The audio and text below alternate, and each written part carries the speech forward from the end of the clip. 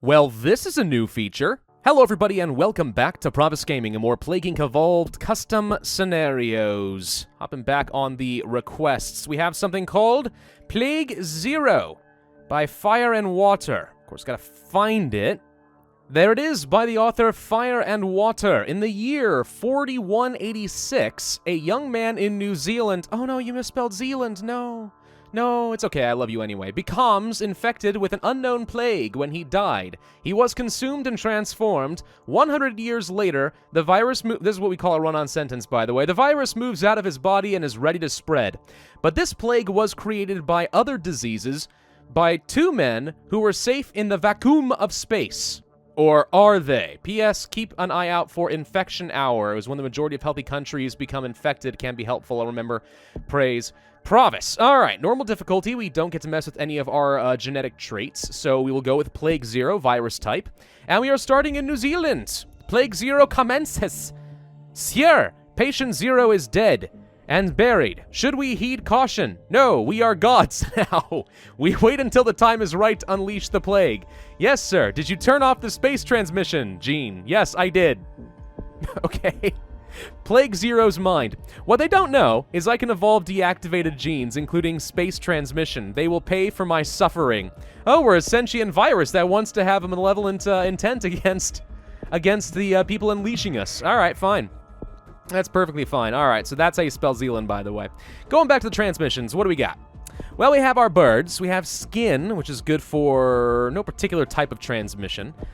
Cells, just good infectivity. Insects, doesn't actually say that it's good in the hot, but I'm imagining it is. In hot countries, I mean to say. Infected air, O21, which is different than infected air. This is specifically oxygen, which means it only applies to, what, 20% of our atmosphere or something? I don't remember what the majority of our atmosphere is made of.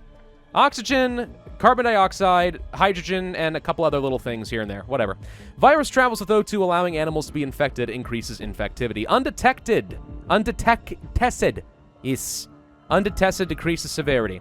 Air 1 again, so we have infected air, infected O2, and then air 1, and then we have water. Lots of air transmission available to us today. For our symptoms, we have pink eye. Hosts ice become red and angry looking while swelling up. Pink eye is actually just a really unpleasant thing. I feel bad for anyone who does pick that up. Brain function slows down making tasks harder. Swelling. Host pores swell up into massive pimples. But I bet it's really satisfying when you pop them. Itching. Itches the skin from time to time. Coughing. Coughs now and again. Bleeds through the skin pores. See, that's not typical bleeding. Bleeding usually comes from, like, a cut. If you're bleeding out of your, like, skin pores, is that not the same thing as sweating blood? Which can happen, by the way, under times of extreme stress and anxiety. Humans can sweat blood. Supposedly, Jesus did that before he was crucified. Really terrifying stuff. Abilities. We have cold resistance, heat resistance, drug resistance, genetic hardening, and a couple of genetic shifts, and also unknown genetic code. Becomes more remote, harder to cure. So both of these are like genetic reshuffles. There's two of them. Where's my space transmission? I'm pretty sure I was promised space transmission. Maybe it's got to be O2. Maybe I can get inside people's oxygen tanks. I don't know. We're going to find out. I've never started in New Zealand before, I don't think. So we're in a wealthy and urban country to begin. I imagine getting into places like Madagascar and Greenland are going to end up being a little difficult, except this Greenland has an airport built into it, so maybe it will be fine. Let's see. I'm probably going to go for the skin, so it's not really detectable. Pretty good amount of infectivity for that cost. And then probably go for some insects. Maybe we'll get into some of these hot countries pretty soon. I don't know. I have no idea what would qualify as an urban transmission for me. Coughing might. I mean, sometimes coughing and sneezing and stuff end up being pretty good in urban regions, depending. Host coughs a lot more and scars the throat and sees doctors more often, slightly decreasing infectivity, but you'd think that would increase severity because we're going to the doctor more often, so it's noticeable. One would think these things, and one would be wrong. Let's go for the O2. We have O22. Ooh, double O2. O2 becomes less effective on animals, leading to oxygen deprivation, increasing infectivity. Now, see, that would make sense from, like, an asphyxiation standpoint as a severity, like a symptom severity kind of thing. But for infectivity? How does that increase your infectivity? Pray tell. You tell me. I'm not really sure if I want to go for things like air and water. Like, I normally would like to get these, especially if you start off on an island nation, but I'm kind of wondering what infected air and O2 lead to. So maybe we want to go down this route instead, just to experience new content. We will pick up cells. It's a pretty good amount of infectivity. Cells 2, virus attacks the cell's nucleus, destroying the host DNA, increasing infectivity. All right. Is that even really what a virus does, destroying DNA? I actually don't remember. So I used to know these things about how viruses spread. They get into cells and then, like... Am I correct in saying that it basically hijacks the cell's ability to reproduce based off of certain DNA patterns? And becomes like its own little self-replicating factory inside of your cells? I think that's how viruses work, but it has been a long time since I studied this. All right, let's see. I guess we're going to go for infected air. That leads to infected air 2. Virus can alter the air.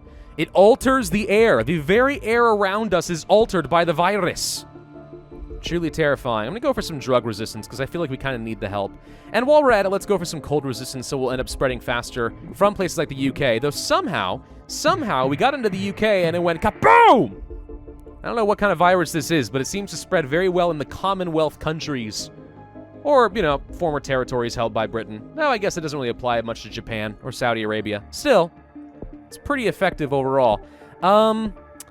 Well, I guess I don't want to reduce my detection. I actually, if anything, kind of want more severity, so I get a lot more DNA from these red bubbles. So let's go for the itching and the swelling. Also a little bit of infectivity coming out of that. We seem to be spreading very rapidly. Like, something's been rebalanced here a little bit, I can tell. We'll go for brain function. That leads to brain function 2, slowing down tasks, making them even harder. Rapid blinking. Host rapidly blinks like the Neurox worm. I mean, rapid blinking doesn't have to be limited just to the Neurox worm, you know. It could be just a regular symptom standalone. You don't have to reference the Neurox worm for it to make sense. I'm good with it. But if that's how you want to play things, fine by me. Let's go for infected air 2. There's unsuitable atmosphere. O2 is overtaken by CO2, leading to an unsuitable atmosphere, increasing infectivity, severity, and lethality. Well, that's not what I expected at all. So we actually alter the O2 so much that it becomes CO2. Where are we coming up with the extra carbon? You tell me that. I don't know. I don't know. Did you guys know, by the way, that the way our bodies typically burn off fat, or at least release fat? Okay, hang on. No, back up for a second. When your body burns off fat, where does the fat go? Where does it go? You tell me that. All right, you locked your answers in the comment section? Breathing. A lot of it goes into just your exhaling. Where do you think the carbon comes from that you convert your O2 into CO2? A lot of it gets just burned, exhaled from your body when you breathe. Amazing, isn't it? Yes, I'm sure there's some of it that gets metabolized and burned away, some that probably goes away in your waste. Then there's the chemical reaction where you're actually releasing energy from burning the fat and so on. There's a whole bunch of different factors that go into it. But, like, nobody really thinks of breathing as the reason you're burning off your fat. It's a weird thing. I'm just saying. Something I found out about not too long ago. Living dead. Itching and swelling mixes, leaving the host looking like a zombie. Increases infectivity, severity, and lethality. Just because they look like a zombie doesn't mean they are a zombie. Come on. Don't be that way. Don't go making assumptions. All right, we've already infected, like, the entire world. So, really, I'm not sure what to go for here. I guess just symptoms. We'll go for the living dead. We'll change the atmosphere. Are we turning this into space? No, wait. CO2's not space. Well, then I don't know. Why are these two people in space so mean? Just like, screw humanity. Turn it into carbon dioxide atmosphere. Let them all burn, I guess.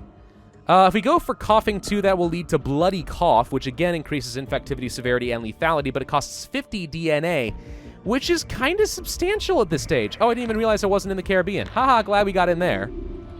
Okay, well, we are now in every country. No healthy people left in the world. Like I said, we seem to infect really fast. Hey, bloody cough for free. I'm good with that. Let's go for brain function 2 to slow things down. That leads to brain decay. Brain rots away in a few months, causing the death of the host. Which sounds absolutely horrifying. You know, people said that if you watch too much TV or play too many video games, then your brain will rot away. Well, in this simulator, that's exactly what I make happen to everyone else. Except you don't even have to be playing the game. You just have to watch my YouTube videos and your brain will start rotting. What I'm trying to say here is, kids, after you're done watching this video, go outside and play. You know? Have something analog in this world. It's good for your body, it's good for your brain, it's good for the soul. Go and do that.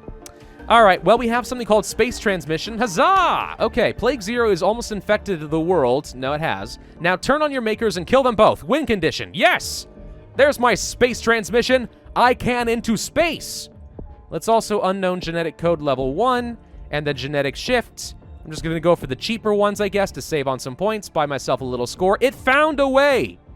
Sir, our body scanners read Plague Zero in our systems. This planet is a goner. Time to spread and kill more weaklings. Pretty sure I already did that. Only 30 days later, Plague Zero destroyed Earth and beyond. I don't know what those two guys were thinking, but it seems to have backfired horribly. 294 days, 3% cure progress, 178,690 points, 3 stars overall, and I attribute most of that to the fact that once we got into a country, we, for some reason, spread extremely fast, way faster than our infectivity would have indicated, which is a little bit weird. So the balancing seems to be a little bit on the easier side, but otherwise not too bad. Primarily, the issue with this scenario comes down to, like, spelling and grammar. I mean, that's really it. And I know it's a little bit of a pain to go through the scenario creator and actually be typing out everything in like a Word document, doing your spell check, and then trying to copy-paste things, moving them around. I know that's a big pain in the butt, so I'll let it slide. But if there's any obvious areas of improvement, it probably would come from that to become a bit more professional. Otherwise, I mean, sure, it's a fun scenario. Again, I'd like to have a bit more backstory as to those two guys and why they're doing what they're doing, but you know what? Maybe the mystery is half the fun of it. People can make up their own stories. In fact, why don't you guys do that down in the comment section down below? What is the origin story of those two men in space, and why do they want the world to die? I'm very curious what you'll come up with. Thank you all for watching.